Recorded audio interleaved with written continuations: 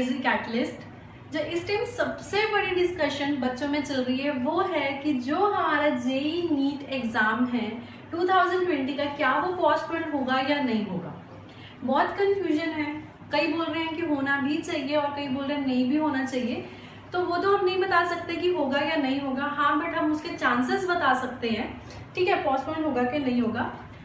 एक नोटिफिकेशन आई थी एनटीए और एमएचआरडी के अकॉर्डिंग, उन्होंने बताया था कि जो हमारा जेई मेंस का एग्जाम है वो कंडक्ट करेंगे बिटवीन 18 जुलाई टू 23 जुलाई, ठीक है, और जो नीट का एग्जाम है वो कंडक्ट करेंगे 27 जुलाई। यानी कि जो उन्होंने पहले जो 12th के एग्जाम्स निकाले हैं ऑल इंडिया वाले, वो भी इन्हीं डेट्स के बीच में है, ठीक है, मतलब इन दोनों के बीच में क्या हो रहा है, कोलिजन हो रहा है, ठीक है। अब हम देखते हैं कि वो कंडक्ट कर पाते हैं कि नहीं कर पाते। और उन्होंने साथ में ये भी बताया है कि पहले अगर हमारे सेफ्टी के अकॉर्डिंग बात करें कोरोना के कारण, तो उन्होंने क्या बोला है कि पहले हमारे 2500 सेंटर्स होते थे जहाँ पे बच्चे जाके एग्जाम्स देते थे, बट अब हम उसको 5000 से या 6000 में कन्वर्ट कर रहे हैं। यानी कि हर एक सेंटर में जो बच्चे की जाने की कितने बच्चे वहां पे जाएंगे वो कम कर रहे हैं, यानी कि सोशल डिस्टेंसिंग वो मेंटेन कर रहे हैं। वो बोल रहे हैं कि हम अच्छे से सैनिटाइज करेंगे, सब चीजों का मेरा ध्यान रखेंगे, ठीक है, हो सकता है वो सब कुछ हो सकता है। बट अभी एक नोटिफिकेशन आई है, उसमें उन्होंने क्या बोला है कि जो होटल मैनेजमेंट का एग्जाम होता है जेई का, उन्होंने वो पोस्टपोन कर दिया है, उन्होंने वो पोस्टपोन कर दिया है। तो मतलब इसके चांसेस भी पोस्टपोन होने के क्या हो गए हैं, बढ़ गए हैं। अब देखो जो होटल मैनेजमेंट का एग्जाम होता था वो अप्रोक्स थाउजेंड्स में बच्चे देते थे, यानी कि 35 to 40,000 बच्चे वो पेपर देते हैं। और जो अगर हम इन दोनों के एग्जाम की बात करें तो ये लैक्स में जाते हैं बच्चे, ये सब बहुत ज्यादा है। तो अगर वो इतनी कम रेशियो वाला जो पेपर है उसको अगर पोस्टपोन कर सकते हैं तो मतलब इसको भी कर सकते हैं। और उन्होंने साथ में ये भी बोला था कि वो हम जो पेपर पोस्टपोन कर रहे हैं वो क्यों कर रहे हैं, क्योंकि बच्चों ने उन्हें रिक्वेस्ट डाली है, इतनी रिक्वेस्ट डाली है कि उन्होंने बोला है कि हम नहीं आ सकते।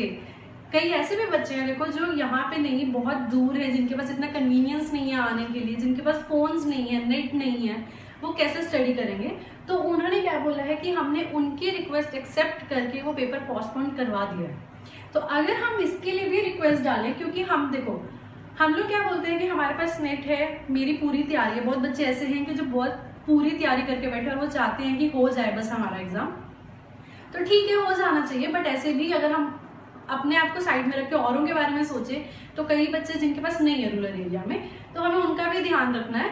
तो आप ठीक है, गवर्नमेंट डिसाइड करेगी, हमें नहीं पता कि क्या होगा क्या नहीं होगा एग्जाम के लिए, बट हमारे अकॉर्डिंग पोस्टपोन हो जाना चाहिए। देखो जब ये एग्जाम हो रहे हैं तो गवर्नमेंट, उन्होंने बोला है कि वो पूरी सेफ्टी हमारी लेंगे। अब खुद सोचो अगर वो गवर्नमेंट इतनी रिस्पॉन्सिबिलिटी ले रही है, उन्होंने कोई डेट्स रखी है, तो वो पूरी रिस्पॉन्सिबिलिटी ले रहे हैं कि बच्चे सेफ रहे, वो खुद चाहते हैं। देखो अगर कोई रिस्पॉन्सिबिलिटी लेता है तो उन पर बहुत ज्यादा बर्डन है कि हमें बच्चों को कुछ नहीं होना चाहिए, ठीक है। तो ठीक है, हम उनको गलत नहीं बोलेंगे, वो जो भी डिसीजन लेंगे हमारे लिए सही होगा अगर वो पोस्टपोन, क्योंकि अभी देखो 7 जून है आज और अभी 18 जुलाई, यानी कि 1 मंथ से ज्यादा पड़ा है। हमें नहीं पता कि क्या होगा, कोरोना बढ़ेगा कम होगा, ठीक है। तो गवर्नमेंट डिसाइड करेगी।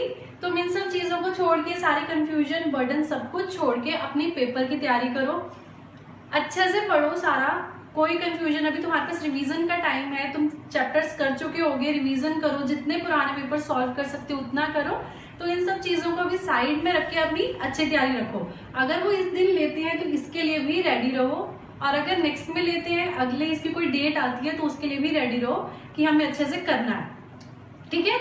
तो अच्छे से पढ़ना, all the best and stay safe, thank you.